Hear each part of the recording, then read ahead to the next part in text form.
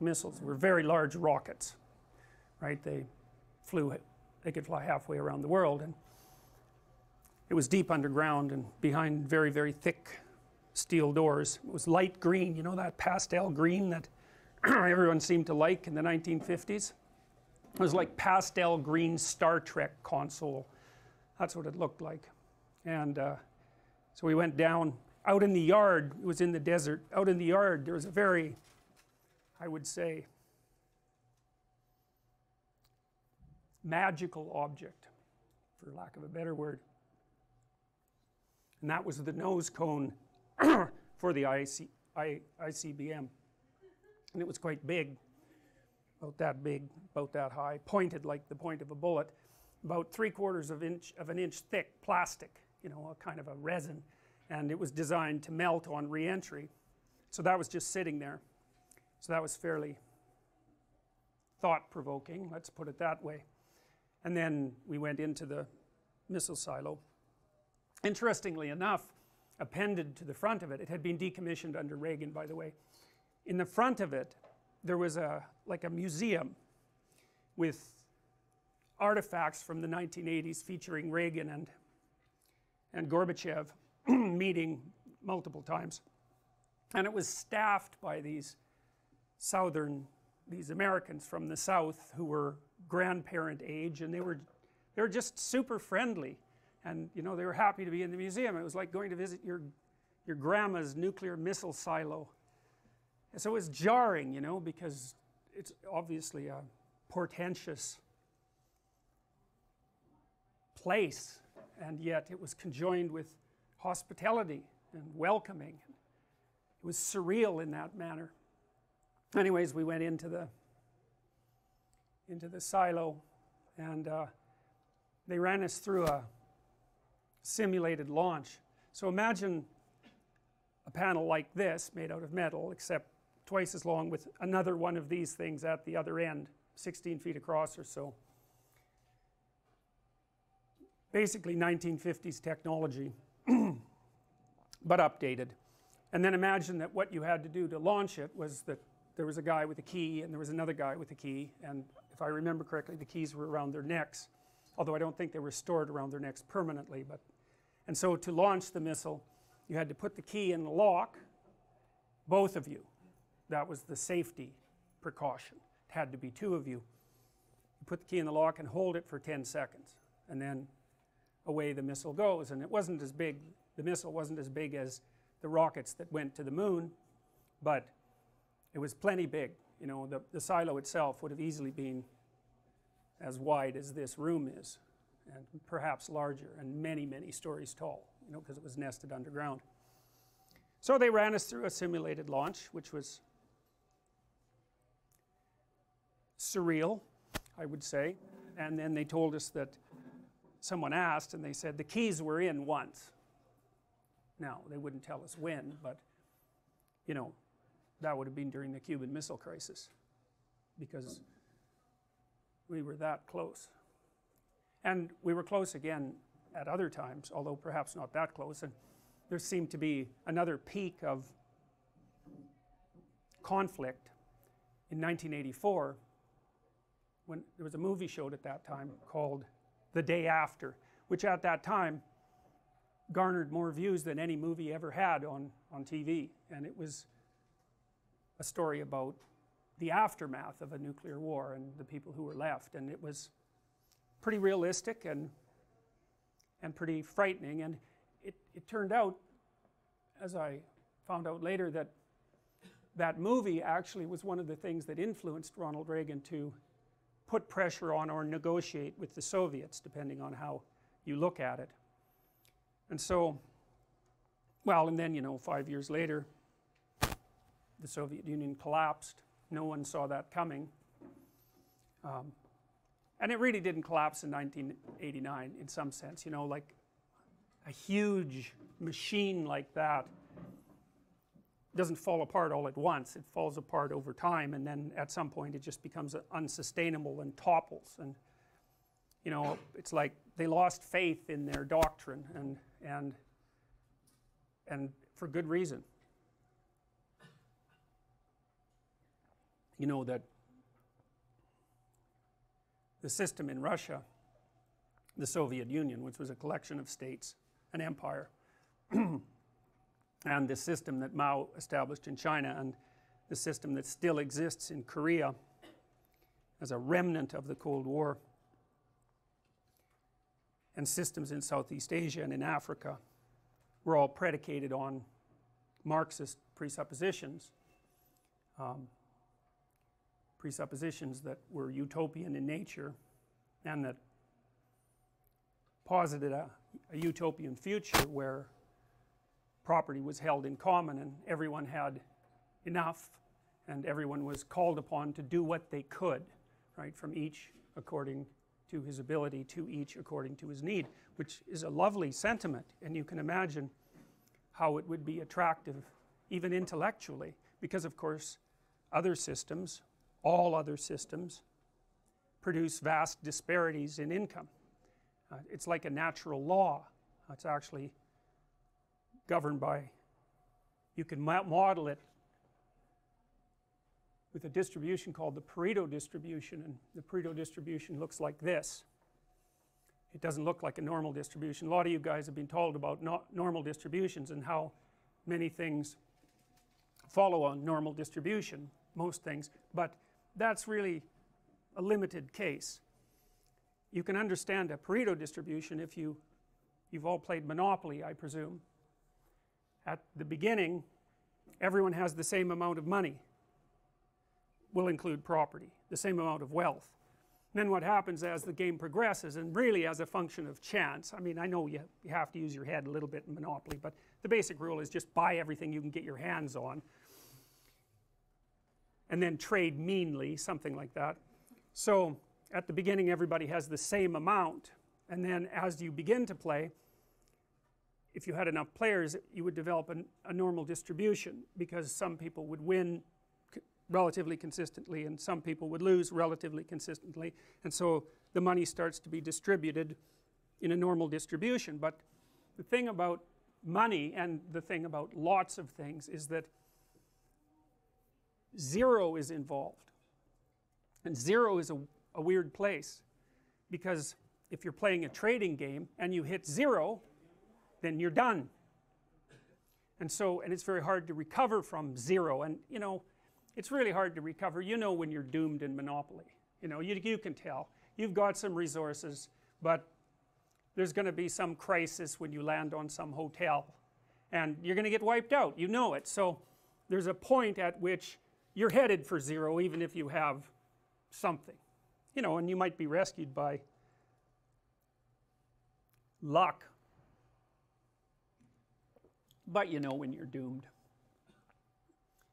So what happens is that as you continue to play Monopoly, more and more people stack up as zero, and fewer people have more and more money, and when the game is over, everyone has nothing except one person, and they have all of it.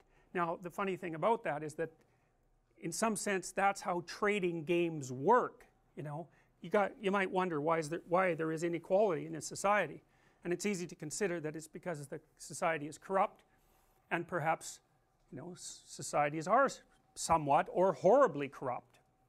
That's the variation. There's no society that's without its criminal element and fixed element. Anyways,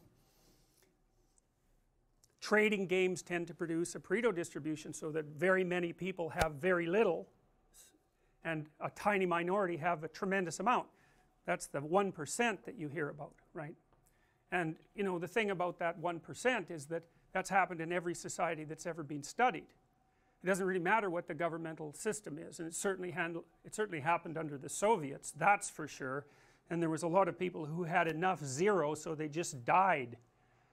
So you know, the utopian dream was completely unimplementable for a variety of very complex reasons. One is that it's very hard to fight against that distribution pattern when people are trading, because mere statistics will do that. And then there's other things that, and I should tell you as well that the Pareto distribution governs a lot of things. So like if you look at books, if I remember properly, last year there was something like 1 million English language books published, and I think 500 of them sold more than 100,000 copies, which is none, right? That's none. And of that 500 you can be sure that one of them was by Stephen King, and he took half the money, because there's like 5 authors in the English language who are on every airport paperback stand, occupying the top rung, and that's massive real estate, right, because it's replicated everywhere. And because they're so prominent, and because they're known names, when people are in a hurry and they just want something to read, they just grab that, and then more money goes to those people. And so, you know, success breeds success, and failure breeds failure, and it's not necessarily linear, and that's a really difficult thing to deal with. And it's hard on societies, because one of the things we do know is that, you know, as you stretch out the inequality, you make men, particularly on the lower end of the distribution, more and more likely to be aggressive. It's sort of like, you imagine every man has a threshold for violence, and status is important to men, not that it's not important to women, but it's a different kind of status. Status is important to men because it's one of the things that makes them marketable as partners to women, so it actually turns out to be quite important to men. The men tend to compete with one another for status, hierarchy position, and in a really unequal society, if you're like a low rung guy, then, and you don't have any opportunity to rise because the society isn't structured so that there's mobility, then the more aggressive guys tend to turn to criminality. And you know, and so you could say there's a threshold for criminality, and the more inequality pressure you put on a particular area, geographic or political area, the more inequality pressure you put on it, the more men slip past that threshold and into criminality. And you know, there's been pretty good studies done of drug gang in Chicago. That was the best one. A sociologist actually went and hung out with a drug gang he got into it. I guess the drug gang leader was, you know, I wouldn't say necessarily narcissistic, but that might be a reasonable way of thinking about it. And he was kind of happy with the idea of maybe being the subject of a book. And so this guy was able to associate with them, got to know them quite well. And then the housing project in which the gang was housed was slated for demolition, and the gang broke up. And he got the books, because they kept books. And what he found was the average street drug dealer, first of all, was employed in another job as well, and was making far less than minimum wage. Now, but the guys, you know, further up the chain, of course, followed the Pareto distribution, and so there was a tiny minority of them who were raking in a tremendous amount of loot, and the guys at the bottom were just waiting around for the possibility that they could rise up the hierarchy. And you know, it's a pretty violent game, so the chances that someone's going to be taken out is pretty high, and then a little slot opens up for some opportunistic second rater, and perhaps he can move up the hierarchy.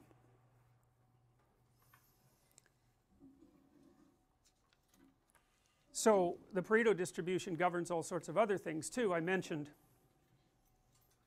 it governs the popularity of books, the sales of books, but it also characterizes the distribution of everything that people produce. So if you think of creative production of any sort, artistic production, industrial production, it doesn't matter. Almost everything fails, and a few things succeed beyond anyone's wildest imagination. Apple's a good example of that. You know, I mean, the iPhone, they have their competitors, but it's an extraordinarily dominant product, and they rake in billions of dollars. I don't know if Apple is valued at $1 trillion, but it's close to that, and that's a lot of money. And I think, if I remember correctly, it's something like this. I probably have the figures wrong, but like the top 40 people, the richest 40 people in the world have as much money as the bottom 2 billion. Right? Now, you know, it's not like they're stuffing their mattresses with that money, or they have a skyscraper full of cash. That money is out in the economy doing whatever money does. So you know, you can't spend $28 billion. So, and sometimes you can even do some good with it. You know, Bill Gates seems to be doing something reasonable with his money. But the reason I'm telling you this is because one of the things you should know is that this proclivity for inequality is pervasive among the creative products of human beings. It's the case with goals scored in hockey. My son told me, and he's a reliable source on hockey statistics, that if Wayne Gretzky, if you don't count any of the points that Wayne Gretzky managed with scoring, he still had enough points just with assists to have more points than any hockey player that ever played. So, you know, even at the upper end of the distribution, there's some person who's, they're so good at what they do, and then there's another person that's so much better than them that it's not even comparable. And so, and the benefits flow to people who are in that position. And you can understand why, I would say, because, you know, let's say you start writing and you get a book, and rare things, very rare things to have happen, and then some people read it and they like it, and then of course it's much more likely that you'll get a next book. And if people like that, well, it's even more likely that you'll get a third book, and then people start to know who you are, and then because they know who you are, they phone you up and offer you opportunities, and your network grows, and it's like this exponential increase in your reach and your capacity for production, and more flows to you. And then on the other hand, if you start to fail, and you know, why would someone fail? Well, God, you know, one idea that's very common in our culture is that poverty is caused by lack of money, and that's a really stupid idea, because money is very difficult to handle. I had clients who were, you know, drug addicts, and the worst possible thing that could happen to them was that they got some money. They're just done. First of all, you know, they were hanging around with people who were a little on the sociopathic side, and so especially if they weren't that bright and couldn't defend themselves very well, as soon as they got money, well, it was off to the bar with all the friends. And you know, one guy I remember in particular, you know, every time he got his disability check, he was gone for 5 days. You usually found him in a ditch, you know, because he'd just go to the bar, spend every cent he had on alcohol and cocaine, and wake up in a ditch, 3/4 dead, eventually completely dead. And you know, then he was ashamed and horrified and repentant, and he'd straighten himself out again, and then that was all well and good until, as long as he was broke, until the next check showed up, and then bang, the same thing. So, you know, it's not like money is necessarily a good for everyone. It's hard to manage money. It's really easy for it to disappear. I mean, elderly people have a hell of a time now because, you know, crooks are contacting them on the internet non-stop, and so just giving people money is like, it's like pouring water in their hands. It's not that helpful, not necessarily that helpful. And then of course contributors to poverty are, well, it's not so good to have a low IQ. You know, people don't like the idea of IQ because it seems so arbitrary. You know, you have a high IQ, well, it's not like you deserve it exactly. It's, you're set up that way pretty much right from the beginning. It's very, very, very, very stable. You can make a high IQ person stupider by, you know, not educating them up to the level of their possibility, but taking someone who has a low IQ and trying to raise that, it's like, if you can figure out how to do that, well, you know, it's Nobel Prize time for you, because people have tried that a lot, and most recently with those, you know, lumosity games and that sort of thing, and the evidence that those produce anything other than brilliant performances on the lumosity game itself is basically zero. We haven't been able to figure out how to see, because intelligence is a cross-domain phenomena, and you can get really good in a single domain by practicing like mad. And what you'd want is to practice like mad in a single domain and hope that it generalized to other domains. That's the holy grail of intelligence increase. It's like, no one's done it. People claim it, but the claims never hold up, and people have been trying for a long time to do it, and they haven't been able to do it. And differences in IQ really make a difference, you know. I mean, you guys average IQ is probably 125, 130. At 115 you're at the 85th percentile, and 115 would barely get you going for a hard university. 130 you're probably graduate school material, you know. 145 you're up there at the range where you can probably do pretty much whatever you want, although as you get smarter the scatter between your abilities increases, so you might have a very high verbal IQ but not be so good at mathematics, or the other way around. But it's a massive contributor to lifetime success, and I don't know what to do about that. I mean, why do smart people make more money? Well, they get to where the edge of production is faster. So if you have 1,000 people and you rank order them by IQ, the smart people are going to come up with the new ideas first, and they're going to have more ideas, and they're going to strategize better. And you know, with an IQ of 90, which is 15% of the population, you think about that, it's 15% of the population.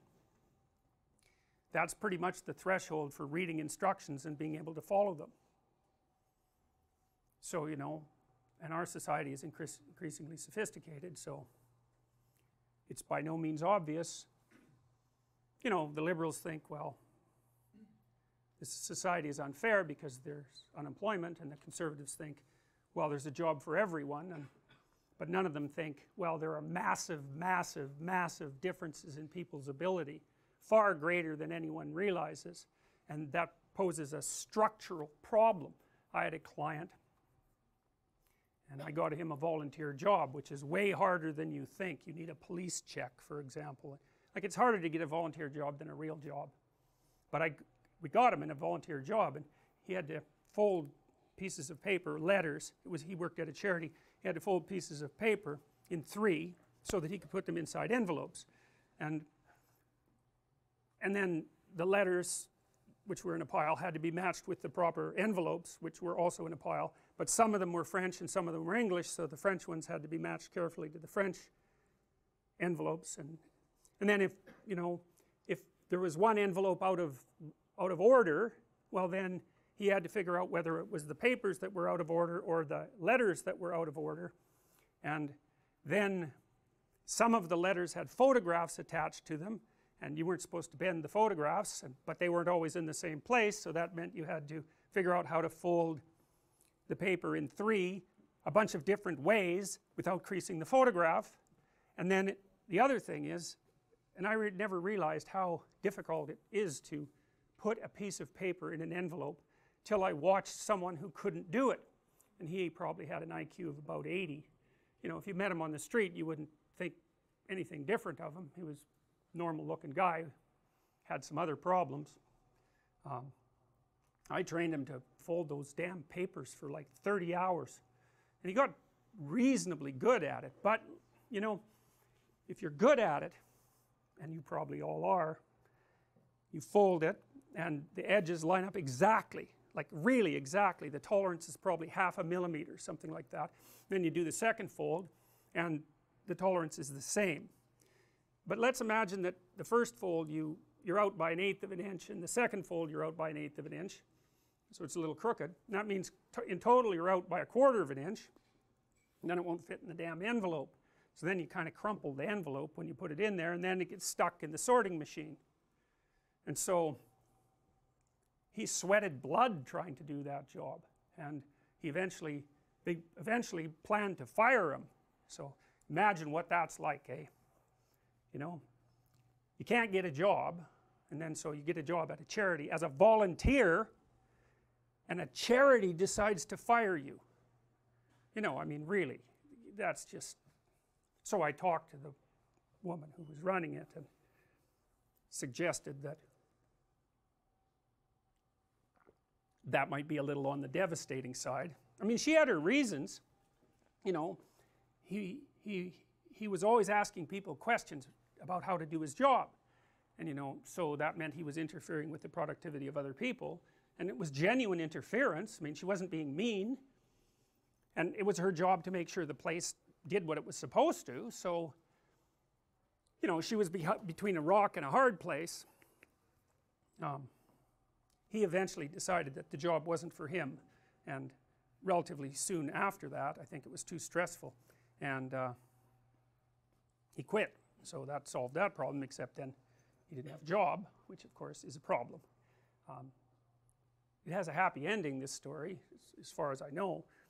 He got a dog because he was very lonesome, and that dog, man, having that guy train that dog, that was something else. That dog just, I think he lost 30 pounds while he was training that dog, because dogs, they're, you know, dominant, and he had to have a tussle with the dog to figure out who was in charge, and it's a lot of responsibility to have a dog, but he was pretty damn committed to that dog, and he managed it.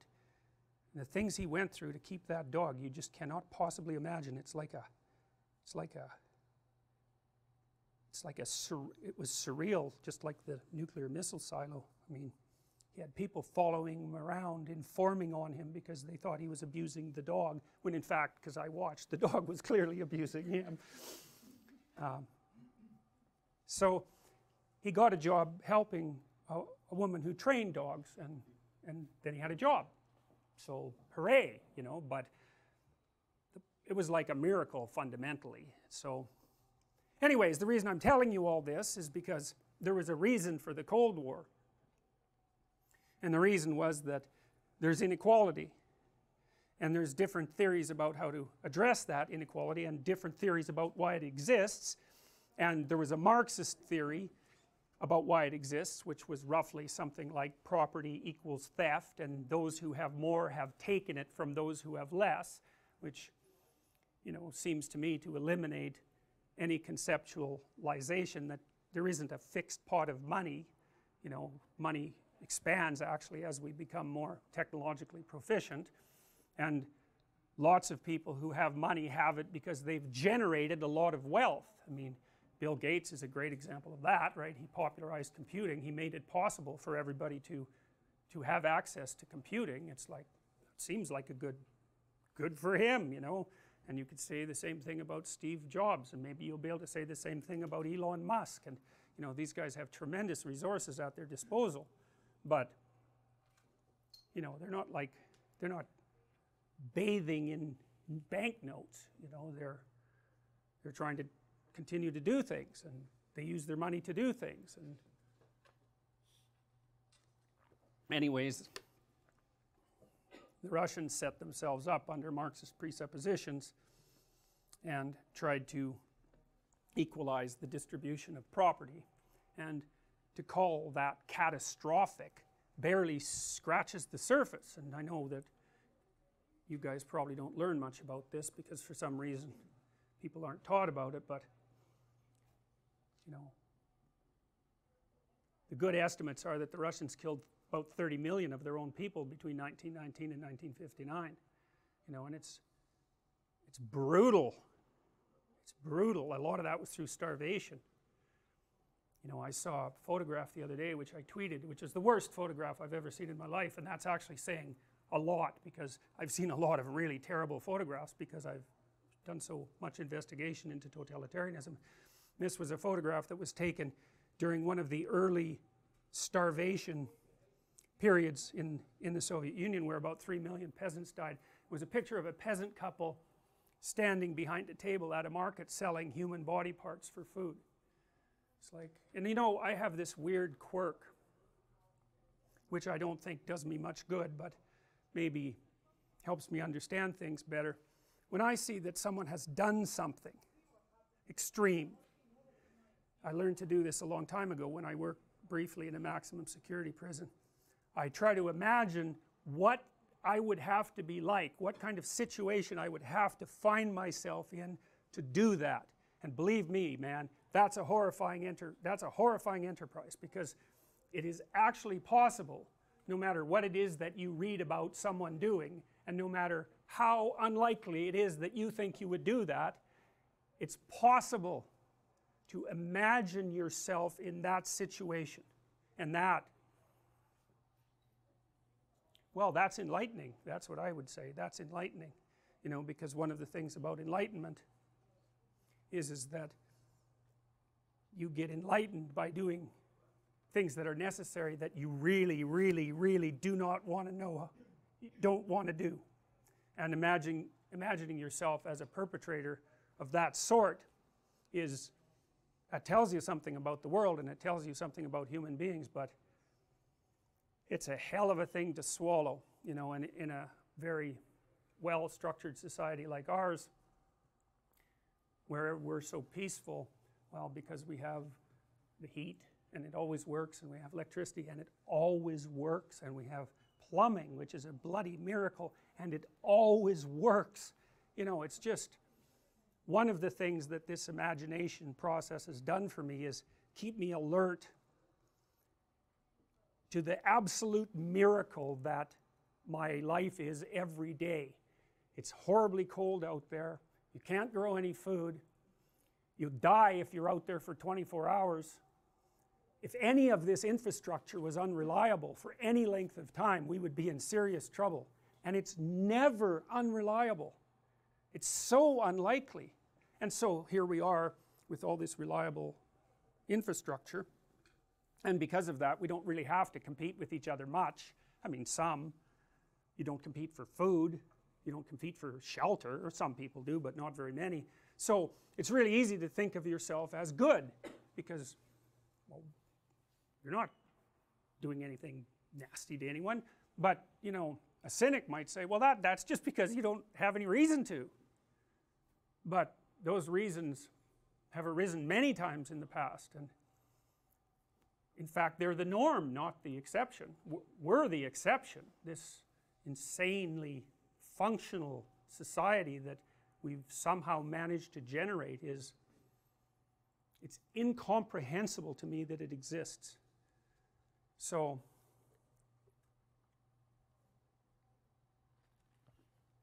anyways, back in the end of the Industrial Revolution, you know, the conditions of the worker were pretty brutal. I mean, George Orwell wrote a book called Road to Wigan Pier, which I would highly recommend. It's a great book. And he went up in the 30s, I think it was the 30s, to live with the coal miners up in northern UK. And those poor guys, you know, they had to crawl to work for 2 miles down a tunnel that they couldn't stand up in, just to start their shift. And then after their 8 hours of, you know, hacking away at the coal walls, which is rather difficult and dirty and dangerous, and of course you get black lung from it, so it's also fatal, and of course they didn't get paid very much. So after doing that for 8 hours, then you crawled back your 2 miles, and you didn't get paid for that. That was just the commute. And the housing for those people was not good, the food wasn't good, most of them had no teeth by the time they were 30. You know, I mean, being poor was no joke, even in a place like the UK, which was relatively well off. And so there was every reason to be concerned about the disparity between rich and poor. And poor is the natural state, you know, that in the Western world in 1895 the typical person lived on $1 a day in today's dollars. And you know, that's not uncommon in many places in the world now. So there were reasons to be concerned with inequality. And you know, the Russians took one pathway inspired by Marx, and we took another pathway inspired by John Stuart Mill and John Locke and the English tradition, I would say, of democracy, and competed for 70 years, and things seem to have worked out better here. But it was a hell of a competition, and there were real differences in opinion at the bottom of it, and those two systems turned into armed camps. And that's not over exactly, you know, I mean, there's the Chinese, although they're a hybrid now between communism and capitalism, and hopefully they're more interested in getting rich than they are in, you know, having a war. Greed is a good motivator, surprisingly enough, it's kind of reliable. But anyways, by 1989 the jig was up.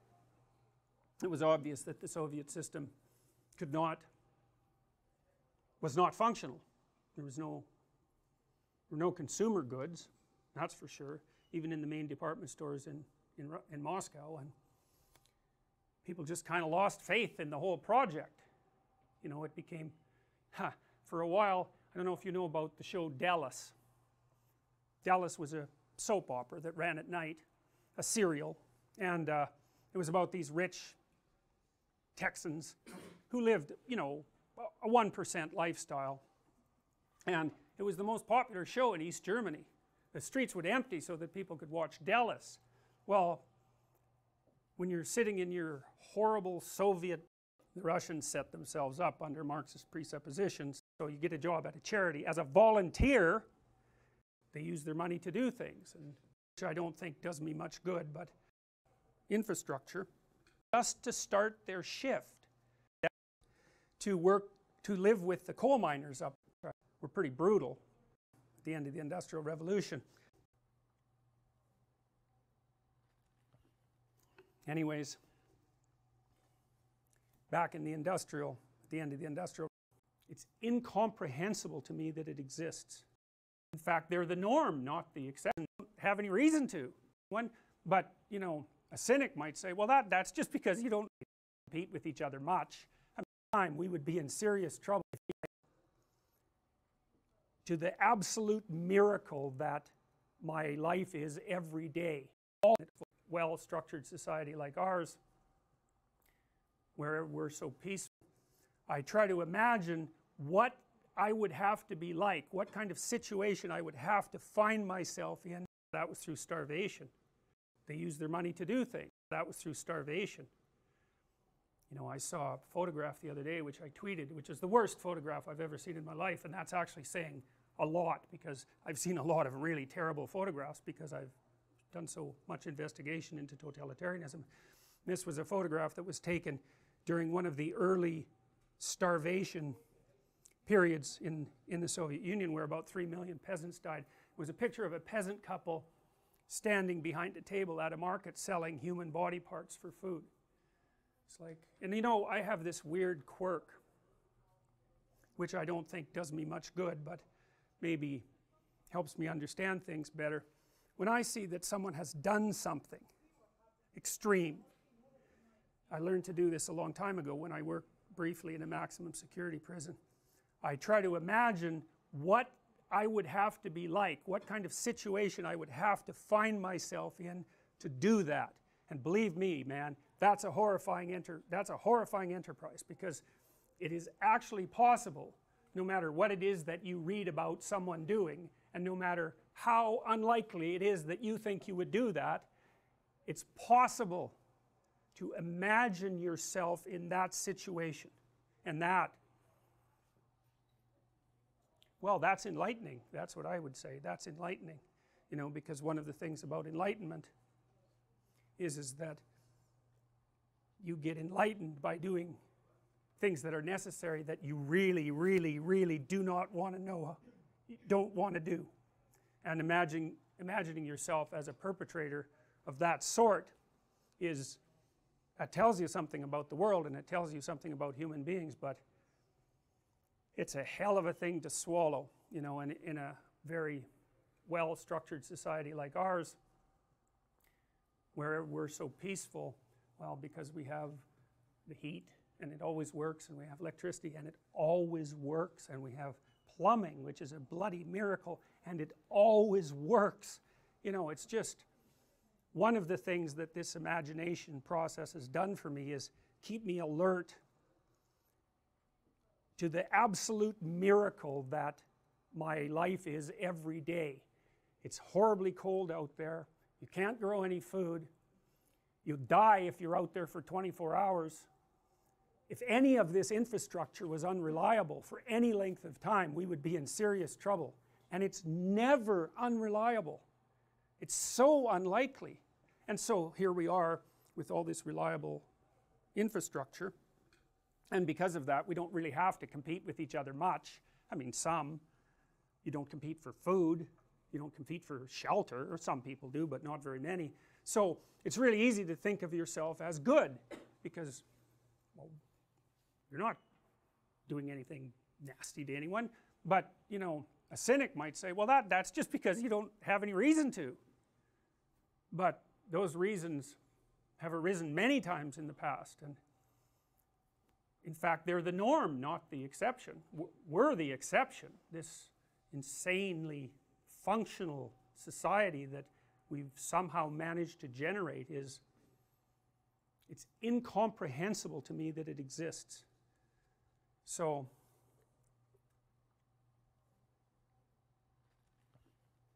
anyways, back in the end of the Industrial Revolution, you know, the conditions of the worker were pretty brutal. I mean, George Orwell wrote a book called Road to Wigan Pier, which I would highly recommend. It's a great book.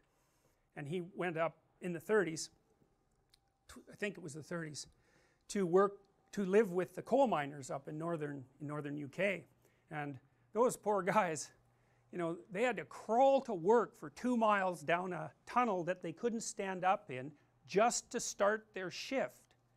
And then after their 8 hours of, you know, hacking away at the coal walls, which is rather difficult and dirty and dangerous, and of course you get black lung from it, so it's also fatal, and of course they didn't get paid very much. So after doing that for 8 hours, then you crawled back your 2 miles, and you didn't get paid for that. That was just the commute. And the housing for those people was not good. The food wasn't good. Most of them had no teeth by the time they were 30. You know, I mean, being poor was no joke, even in a place like the UK, which was relatively well off. And so there was every reason to be concerned about the disparity between rich and poor. And poor is the natural state, you know, that in the Western world in 1895 the typical person lived on $1 a day in today's dollars. And you know, that's not uncommon in many places in the world now. So there were reasons to be concerned with inequality. And you know, the Russians took one pathway inspired by Marx, and we took another pathway inspired by John Stuart Mill and John Locke and the English tradition, I would say, of democracy, and competed for 70 years, and things seem to have worked out better here. But it was a hell of a competition, and there were real differences in opinion at the bottom of it, and those two systems turned into armed camps. And that's not over exactly, you know. I mean, there's the Chinese, although they're a hybrid now between communism and capitalism, and hopefully they're more interested in getting rich than they are in, you know, having a war. Greed is a good motivator. Surprisingly enough, it's kind of reliable. But anyways, by 1989 the jig was up. It was obvious that the Soviet system was not functional. There were no consumer goods, that's for sure, even in the main department stores in Moscow, and people just kind of lost faith in the whole project. You know, it became, for a while, I don't know if you know about the show Dallas. Dallas was a soap opera that ran at night, a serial, and it was about these rich Texans who lived, you know, a 1% lifestyle, and it was the most popular show in East Germany. The streets would empty so that people could watch Dallas. Well, when you're sitting in your horrible Soviet architecture flat that, you know, you had to struggle to get with your informing relatives, because 1 out of 3 people in East Germany was an informer, a government informer, and you watch Dallas, you know, there's a little cognitive dissonance occurring, and so it fell apart, and quite peacefully actually. You know, there was a bit of war in Eastern Europe, but it fell apart remarkably peacefully, and so here we are, and we don't know what to do with the pesky Russians, but at least there's no evidence that there are mortal enemies for fundamental reasons of axiomatic presupposition. And things are a lot better in the world, despite what everyone tells you, than they were 40 years ago. And they're so much better than they were 50 years ago that it's absolutely staggering. We've lifted more people out of poverty in the last 15 years that have been lifted out of poverty in the entire history of the world before then. People are gathering economic resources at a rate that even the wildest optimist really couldn't dream of speeding up. So it's not like we're without our problems. But so during that period of time I was obsessed, is a good word, with a question, and the question was, why would human beings produce two camps and then produce a massive arsenal of hydrogen bombs? And I don't know what you know about hydrogen bombs, but they have atom bombs for triggers. And you know, that's worth thinking about, because an atom bomb, you know, hey, that's something. But a hydrogen bomb, that's the sun. That's really something. So, and you know, they were at the peak of the Cold War, and this is still true to some degree, there were literally tens of thousands of these weapons aimed at the Soviet Union and at the West. And that was enough to pretty much put an end to everything.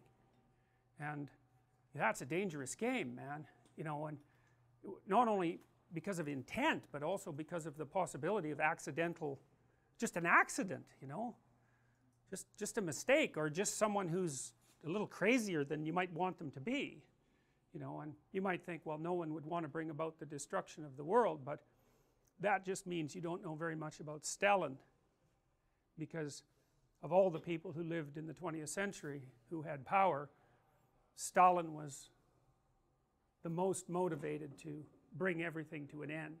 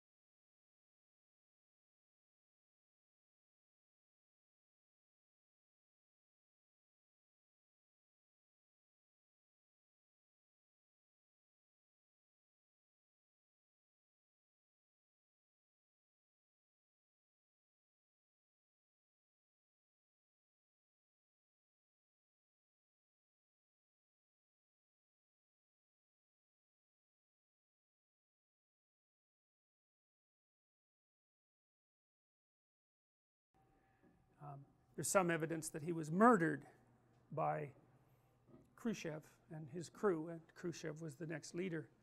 And if he wasn't murdered, he was at least not provided with medical attention when he was dying. And there is reasonable evidence that he was gearing up to invade Western Europe, and he didn't really care how much destruction would go along with that. I mean, he'd already killed tens of millions of people. He had a lot of practice. He was good at it.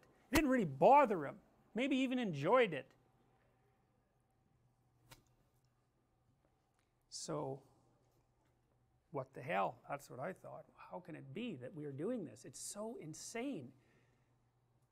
And so then I started to think about belief systems, you know, because you could say that each camp had its own belief system. The one in the West was derived, it had a very lengthy history, derived from the Greeks and the Romans and the Jews and the Christians, and from various schools of philosophy, and from the Enlightenment and all of that. And then the Soviet Union was basically predicated on a rational philosophy that opposed the axioms that the West had evolved, and each group organized their societies around that. And you know, I took political science for quite a long time, and the political scientists and the economists, they basically thought that people competed over resources. But that wasn't a very good answer as far as I was concerned, because it wasn't obvious to me why people valued the resources they valued. The economists just assume that there's resources that you value, but you know, people can value a lot of different things. It's not exactly fixed. I mean, you tend to value food very highly if you're hungry, obviously, but you know, there's lots of things that we value and that we want that seem somewhat arbitrary, somewhat like a decision. So I got more interested in why people valued things and what it meant to value something, and then what it meant to believe something, and then how it could be that someone could believe something so deeply that they would risk their own death to protect it, or at least risk the death of other people, and maybe on a massive scale. Like, man, people are committed to their system. Now, you know, a system of belief is not just a system of belief. That's one of the things that I came to understand, is that it's not appropriate to make this too psychological. People defend their belief systems, but that's not exactly right. You know, we have a shared belief system. Well, it's sufficiently shared so that here we are, we don't know each other, we're a bunch of primates, we're in this room and it's peaceful and no one's scared, and that's pretty amazing, and that means that we're all acting out our roles. So we're acting out our roles, and we have an expectation with regards to those roles, and those two things match, and that's the important thing, and we'll talk about that a lot. It isn't the belief system or the integrity of the belief system even, it's the match between the belief system and the actions of the other people within the belief system. What you want to maintain is that match. You want to act out your beliefs in the world, and you want what you want to happen. That's a good thing, you get what you want and you validate your belief system. Great, perfect, security. But a lot of that is, if we're interacting, even right now, there's a whole set of expectations that are governing what we're doing. Like, you don't want me to take your little tablet there and smash it. That would be shocking, right? You wouldn't know what the hell to do, right? You'd be somewhere different if I did that, and you wouldn't know where you were. And that's another thing to know, because that's a fundamental difference. There's a fundamental difference between knowing where you are and not knowing where you are. I think it's, in some sense, the fundamental difference. You can think about it as the distinction between explored and unexplored territory, but you have to.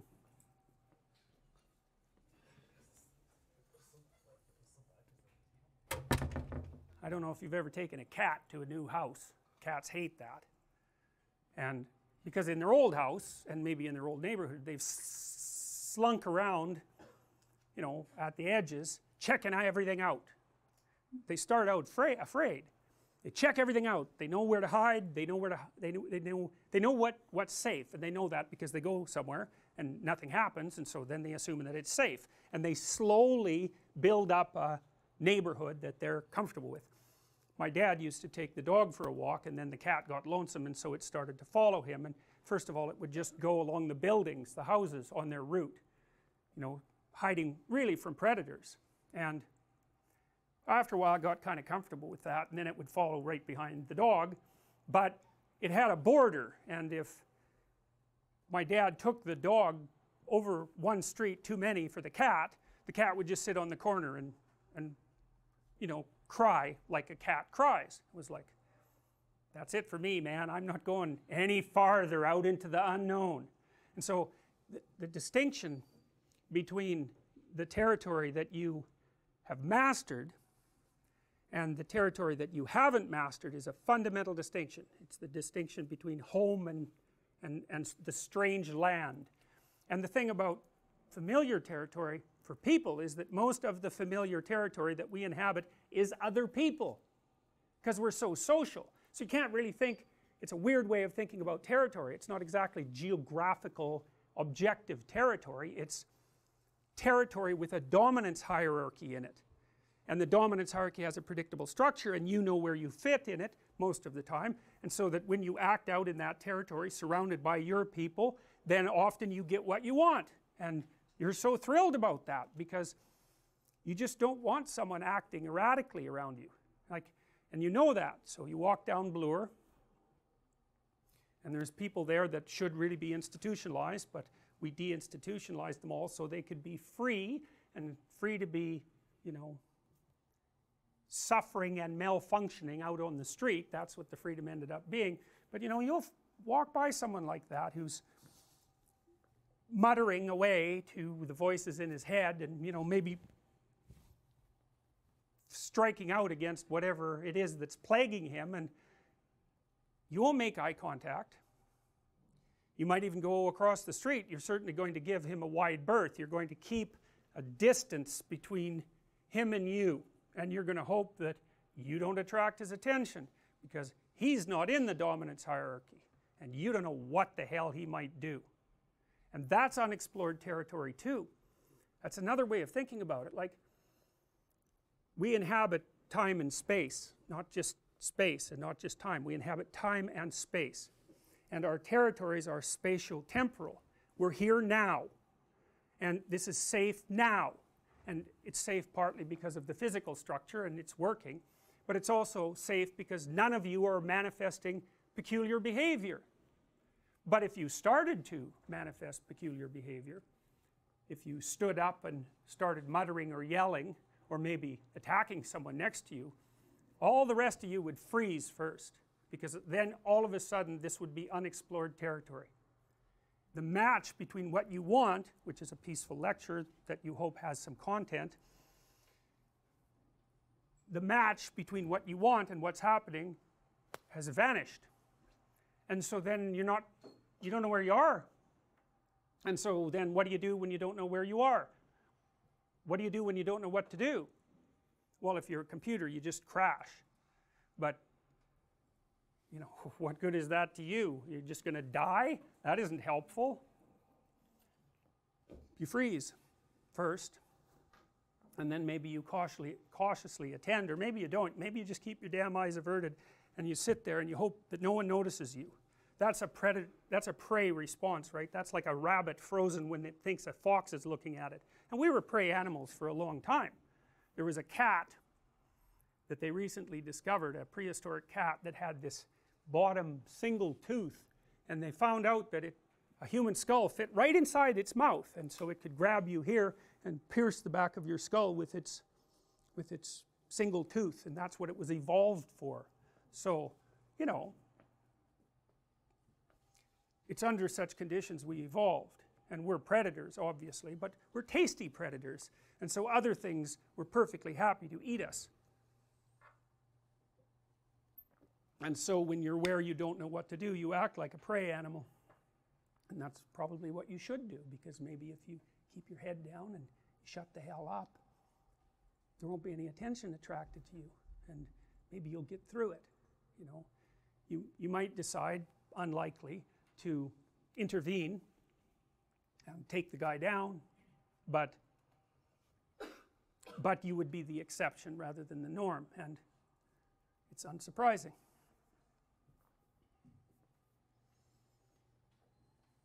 Okay, so what I came to understand was that belief systems regulated emotions, but not exactly psychologically. Like, it isn't exactly, and this is sort of like the terror management theories, it's not exactly like you have a theory in your head and the theory explains the world, and because the theory explains the world, the theory is what's making you secure. It's kind of like that. It's like you have a theory in your head, and the theory makes you feel secure because it explains the world, but the reason it explains the world is because other people have the same theory in their head, and then when you both act out the theory, you both get what you want. And it's the coming together of the theory and the outcome that makes you, it's life. Not only does it stop you from being anxious and often make you happy because you get what you want, but it's not just psychological, you know, the fact that we do this, that we cooperate within our societies, we match our belief systems and then act them out, that's the predicate for a productive society. So it's actually, it isn't just that it saves you from death anxiety like the terror management theorists have it, it saves you from death, and that's good. I mean, being protected from death anxiety, yeah, good, that's great too, man. but actually not dying, that's sort of the fundamental thing that you're after.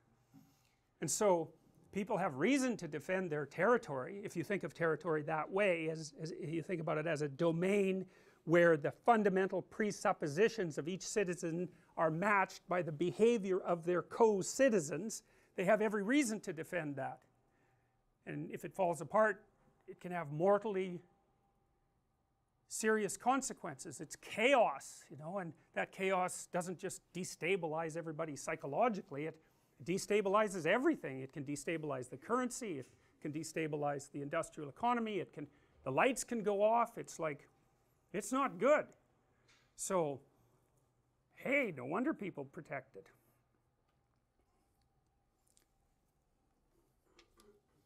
So then I started thinking about what a belief system was, and I realized that a belief system was actually a set of moral guidelines, and moral guidelines are guidelines about how you should behave, also how you should perceive. And the reason that a moral guideline is necessary for you to perceive is that you can't look at anything without a hierarchy of value, right? Think about it, like how many things in this room could you look at? There's innumerable things in this room to look at. There's just all this squares, the little tiny squares in this fabric. You could look at those things for till the end of time, one at a time, but you don't do that.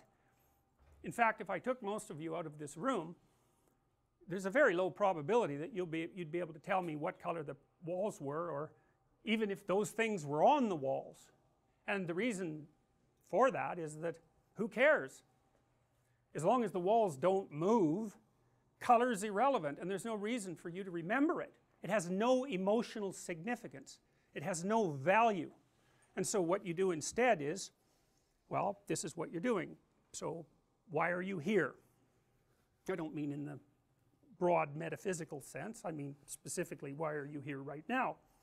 And I would say, well, you're students, obviously, and you're trying to get a degree, and you know, you believe that that will have some functional utility. Maybe you'll be a little wiser and a little more literate, and be able to think a little better and be able to write a little better, and so you'll actually be more functional in the world.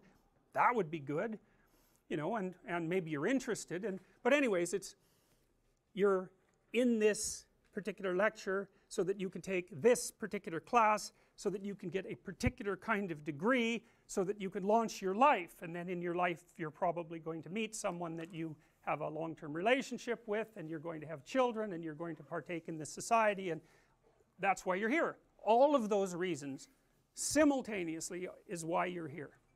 And so then that helps you decide what to look at.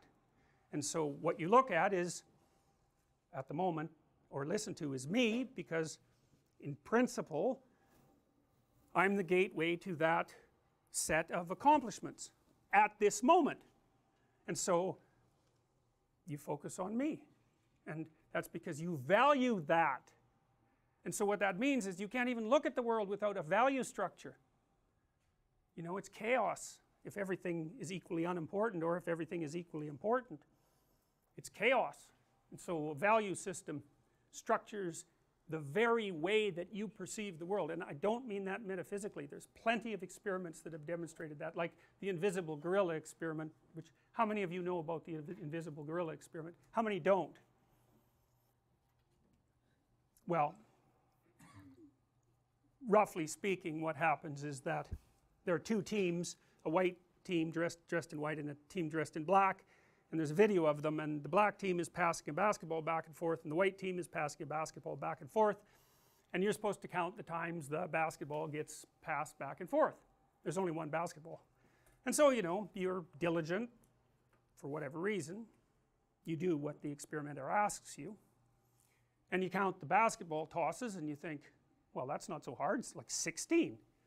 So you tell them 16, and they say, did you see the gorilla? And half of you say, what are you talking about? And the experimenter says, well, let's watch again, but this time don't count.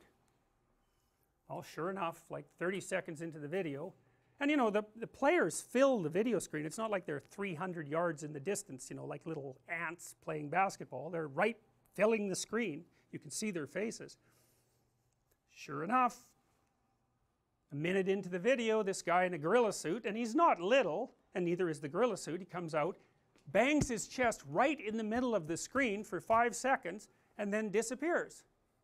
And more than half actually of people don't see that. And it's even worse. Dan Simon did another experiment where you're at a counter, you know, at a store, and there's a clerk there, and you're talking to the clerk, and the clerk goes down hypothetically to get something, and a different clerk pops up, and you'd think, hey, I'd notice that, but you don't.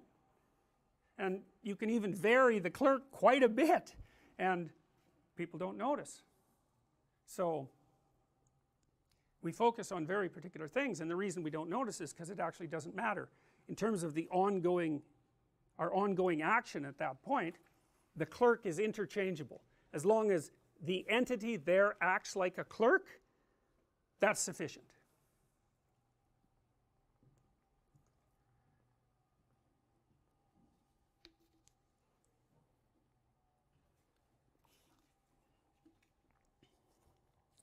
So, belief systems structure your perceptions, value systems, we're going to call them value systems. They structure your perceptions, and they also guide your actions, because you act in accordance with your values, conscious or unconscious. You have values that you don't know about because you just don't know yourself very well. You can tell that you have values that you don't know very well, because sometimes you get attracted to people that you know perfectly well that's a mistake, or you're trying to tell yourself to study and you don't, and so you're not really in control of yourself to any great degree. And the more integrated you are, the more control you have, but you're kind of a loose collection of arguing sub-personalities, and they're more or less directed towards a single goal, but it depends on how committed you are to that goal, how much you've thought it through, how much you buy into it, how many of the contradictions in your world representation you've managed to iron out, and all of that. So, but in any case, it's value systems that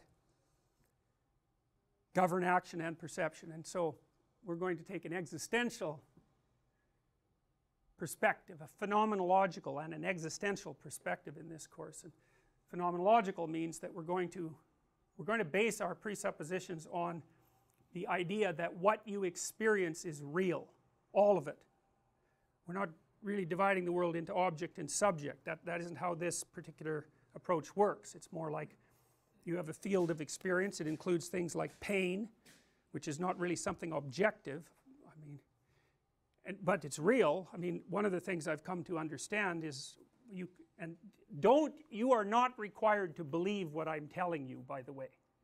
If you have an argument about why some of this doesn't make sense, then follow that sucker, because I'm trying to tell you what I've reached with regards to bedrock presuppositions, and I haven't been able to put pry bars underneath them, but that doesn't mean you won't.